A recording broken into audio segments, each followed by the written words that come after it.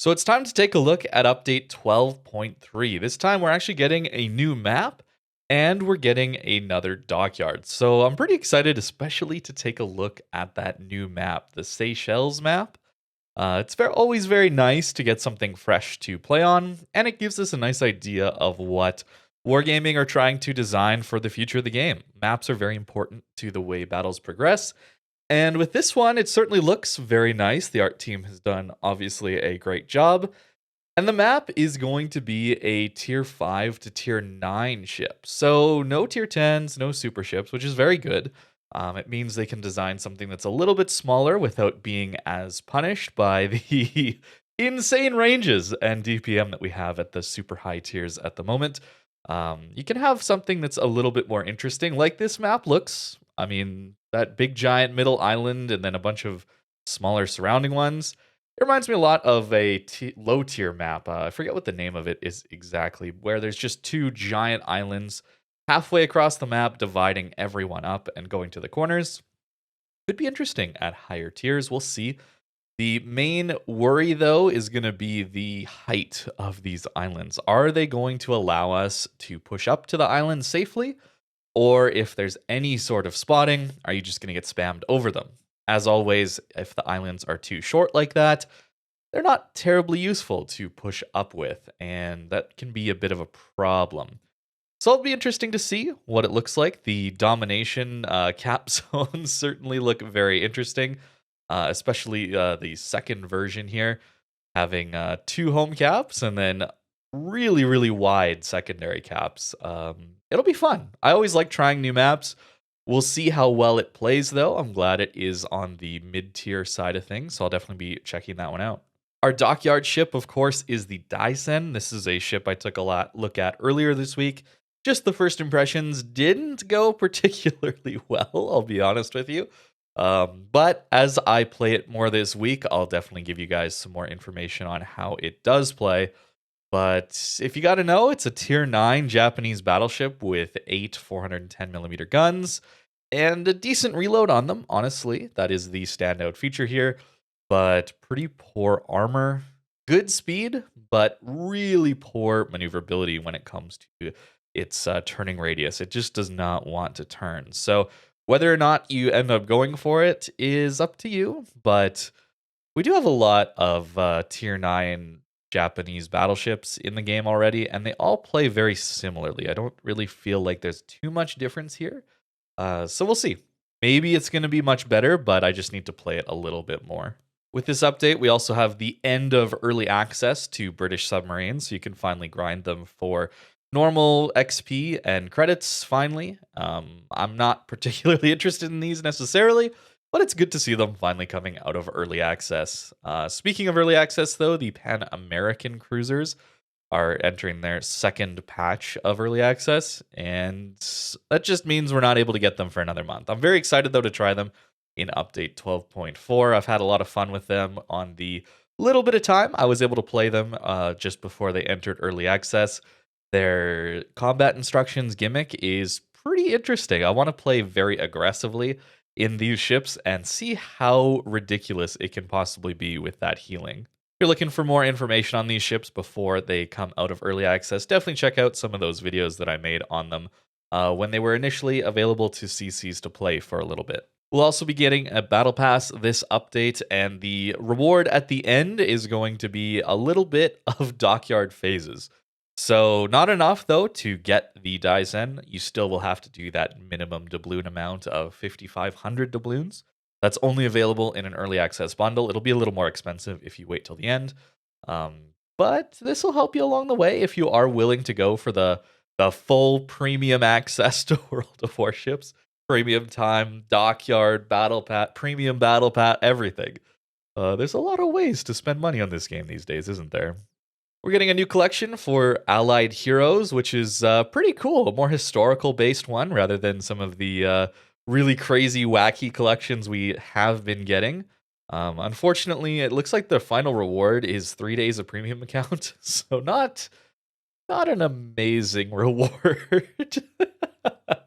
Seems like it could have been a little bit higher, but still, a very cool collection nonetheless. We're getting a little bit of a hint towards a new premium ship. the Tier 8 Pan American cruiser, the Admirante Grau.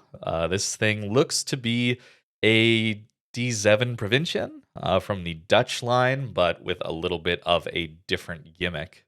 We can see here that it is armed with the same kind of caliber guns with 360-degree turrets, but the gimmick is different. We have special combat instructions where there's a progress bar that fills up while the cruiser remains undetected, and then activating those combat instructions significantly reduces main battery reload time. So if you're undetected for long enough, and then suddenly you do get detected, or you want to open up on someone, you just have a special burst that then you can use.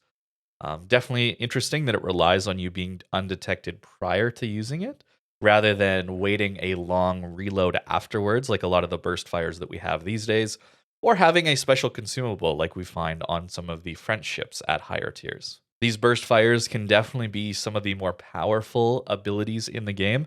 Just remains to be seen how this one actually ends up being used. So far, we know this one will be released for special tokens in the premium shop. Going to be some sort of campaign you'll have to complete with that, or earning tokens in game. Doesn't say if it will be available later on for just regular doubloons or regular currency.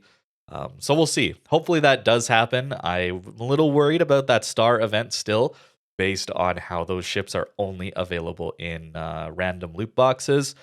Worried that as we go into the future, that might start to happen to more and more ships, but remains to be seen. But that seems to be just for that one event so far. And honestly, I was kind of surprised at how little people freaked out about it. Maybe I wasn't looking hard enough, but I didn't see a lot of commotion around that star event and only loot box available ships. So maybe I'm just a little bit out of touch in being worried about that, certainly, but it is something that does concern me. So maybe let me know if that's something you're worried about in the comments down below, or maybe we're not too worried about that these days. I don't know. But we will be getting more details in a future article, so I expect some of these questions will be cleared up there. We're also getting a new special combat mission type, one where you have to participate online to start with. And really, there's no individual criteria here that you have to complete. There's just a window of time where that special mission will be available. And the example they're giving is rank in the top 50 players of damage dealt throughout this duration of this mission, and they'll get more rewards. It seems like there will be some rewards to those who participate, but the best players will receive more rewards. So I can see this being damage done, caps taken, maybe spotting damage, planes shot down, cap resets, all sorts of different in-game abilities, potential damage tanked, anything like that. And an interesting way to participate and kind of compare how you're doing against other players.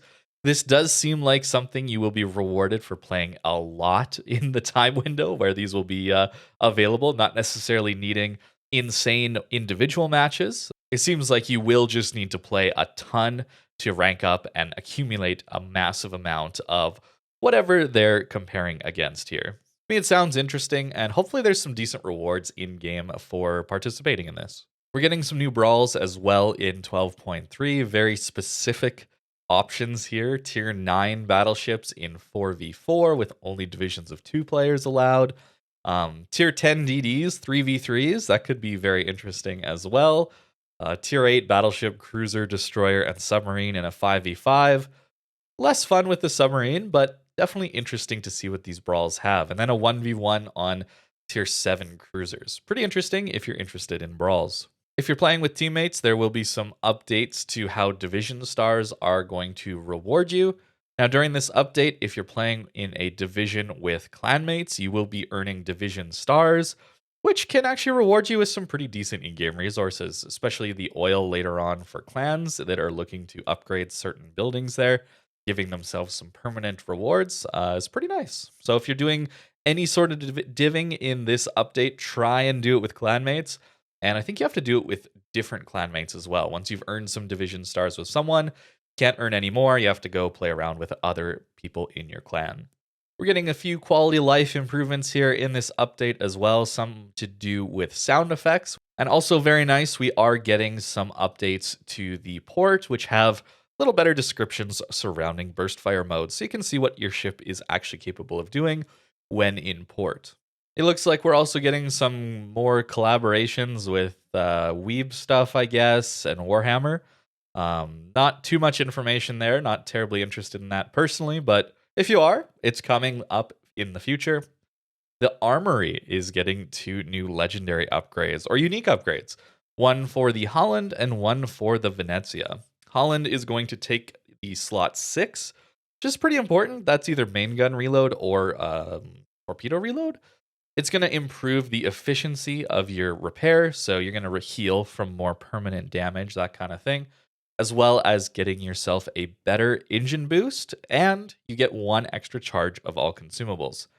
Not sure if that's necessarily worth it, since reload is so important, whether you're going for a gun or torp build, but more consumables is pretty powerful on a ship like the Holland, which has very, very good consumables. And for the Venezia, we are getting the augmented smoke generators. I think this one will be very fun to play around with. In slot 5, we of course have the concealment upgrade, or maybe even we're taking the extra steering gears for crazy maneuverability. So you won't be able to have that, but instead, you're going to get 2 more charges for your exhaust smoke, and the consumable will be reduced from 180-second reload down to just 81 seconds. I think this is going to be a lot of fun. A lot more of that exhaust smoke, and you get it back so much quicker. I think it's going to be a ton of fun to mess around with this on Venezia. I'll be trying both of these as these come out. I'm sure you can definitely check out those on the channel in the future. I think it'll be fun, especially that Venice. I'm really, really excited. I love those exhaust smokes. Looks like for this COTS, we're getting a new Hipper Camo for the Kings of the Sea. We had a North Carolina one previously, I think. This one will be available for 10,000 community tokens. A few nice updates here as well. We're getting the ability to preview commanders and their individual voiceovers before you buy them, pop-up hints for various resources, and you can preview ships and their special camos that can drop from containers before you actually end up buying them to see if you like the look of them. There will also be a Golden Week event with some new containers and some special camos for the Yamato and the Congo. So we had some of these lacquer or whatever they're calling these special camos for the Japanese lines before, and Yamato's getting one now, as well as the Congo. They look pretty good, I think, but definitely just some more cosmetics in the game. And finally, this port will be available to us with this event. I believe this was redesigned for the Japanese light cruisers to come into the game, and then we just didn't have it. I don't really know what happened, but it looks like they've got some problem sorted out, and we will be able to use this port again when this event comes through. So that's nice. We're getting some new premium ships, the North Carolina CLR and the Rune CLR. Same or similar to the tech trees with all modules research. I'm not really sure what they're for, but they're coming, and they got some pretty extremely vibrant camos on them, I gotta say. And some new camos for the Soyuz and the Tashkent as well. Finally, we will have access to the Joshua Humphreys and the Kunming. These are the 2 super destroyers I looked at a couple months ago.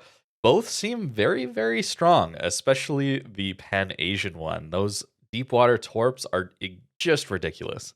They will be available for 45 million credits, so pretty expensive, as well as the XP to get to them. Of course, super ships are very expensive to purchase and run, but they're pretty strong as well, so I'm looking forward to being able to play both of those. Very important thing to keep in mind here is in update 12.4, the Groningen, Hayate, Azuma, and the Aegir will no longer be available for purchase with free XP.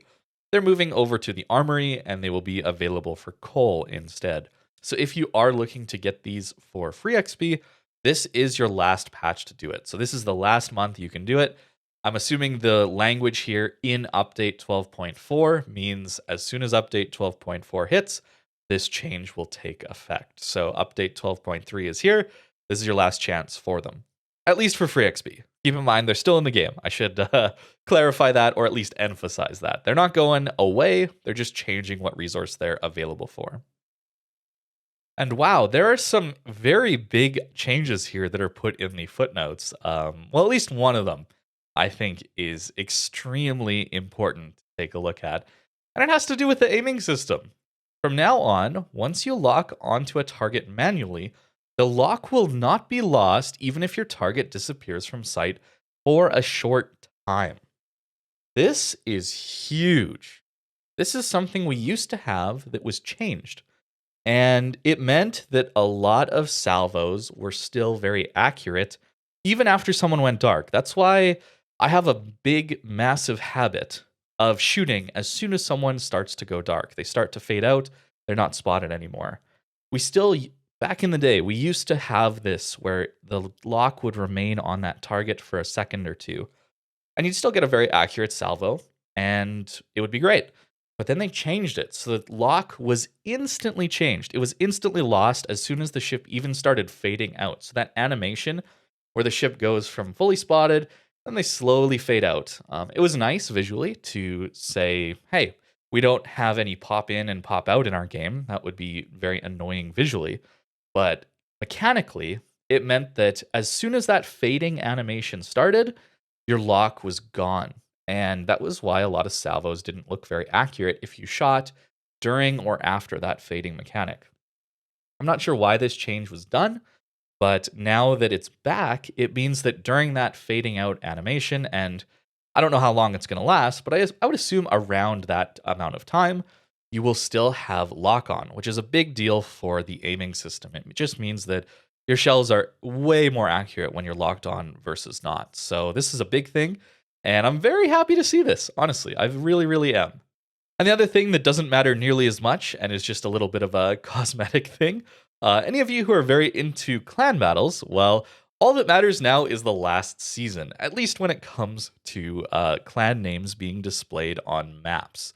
This change will mean that only the last winning clan will have their clan tag displayed on map loading screens. No longer will it be tied to different seasons where if your team won years ago and it was for a specific map that they titled the clan battle season around, your clan tag would be down there permanently. And they're going to change that. So if you're interested in clan battles, better be winning the last season if you want this little cosmetic thing. At least I'm pretty sure that's how this post reads. Just a little bit of extra reward for those who are going to be trying to win the clan battle season. And that about does it for update 12.3. I'm very excited to check out the new map. I'm much more excited to see how this aiming change, or the extra lock on after a target starts to disappear, impacts the aiming system. That's a big one for me. And well, we'll see how this dockyard ends up as well. Thank you very much for watching. Let me know what you think in the comments down below, and I hope you have a great rest of your day.